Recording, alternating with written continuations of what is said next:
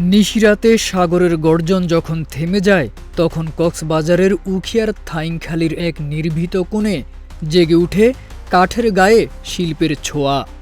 সেখানে নিঃশব্দে জন্ম নিচ্ছে রাজকীয় 4টি চেয়ার। একটি ইতিহাসের সাক্ষী হয়ে উঠবে, আর বাকি 3টি সেই ইতিহাসের সহযাত্রীদের জন্য। প্রধান চেয়ারটি তৈরি হচ্ছে বিএনপির চেয়ারপারসন বেগম খালেদা জিয়ার জন্য। 7 ফুট 3 ইঞ্চি উচ্চতার এই চেয়ারে ব্যবহৃত হয়েছে 18 ফুট সেগুন কাঠ।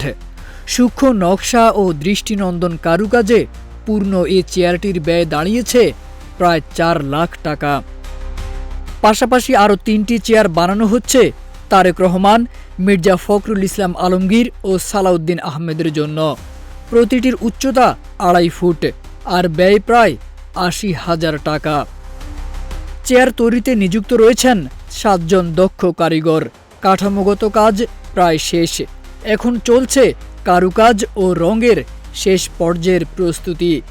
আগামী আগস্টে ট্রাক যোগে ঢাকায় পাঠানো হবে চেয়ারগুলো।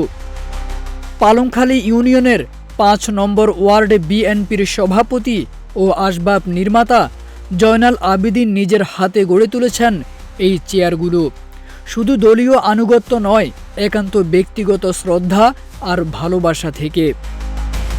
2017 সালে রোহিঙ্গা শিবিরে বেগম খালেদা জিয়ার আগমন ও তার ব্যক্তিত্বে মুগ্ধ হয়ে জয়নালের মনে জন্ম নেয় এই ব্যতিক্রমী ভাবনা।